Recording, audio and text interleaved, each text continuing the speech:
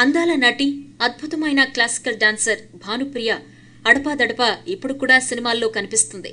సీరియల్స్లో అయితే full busy. ఇక సీరియల్స్ గురించి కొత్తగా చెప్పేదేముంది? అత్తను కోడలేడిపించడం, కోడల్ని అత్త చంపాలనుకోవడం, ఆడపడుచుల మధ్య కక్ష కార్పణ్యాలు, పని మనుషుల్ని బానిసలుగా చూడడం, మొత్తం ఇలాంటి కాన్సెప్ట్లే ప్రస్తుతం సీరియల్స్లో కనిపిస్తున్నాయి. మరి వీటిని చూసి చూసి చేసి అలవాటైపోయిందేమో కానీ ఇప్పుడు భానుప్రియపై ఇలాంటి ఆరోపణలే వచ్చాయి.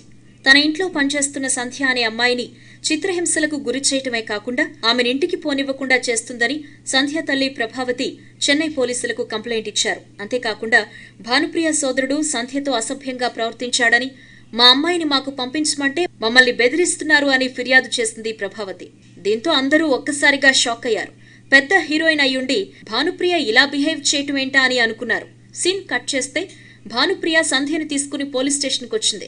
తననెవ్వరూ గృహ నిర్బంధం చేయలేదని, భానుప్రియ ఇంట్లో తాను ఆనందంగా ఉన్నట్లు పోలీసులకు చెప్పింది సంధ్య. అలాగే భానుప్రియ సోదరుడు కూడా తనతో ఎలాంటి మిస్బిహేవ్ చేయలేదని చెప్పింది. మరి తప్పు భానుప్రియదా లేదా ప్రభావతిదా? నిజం తేల్చే పనిలో ప్రస్తుతం బిజీగా ఉన్నారు చెన్నై పోలీసులు. సంధ్య స్టేట్మెంట్తో భానుప్రియకు కాస్త ఊరట లభించిందని చెప్పాలి.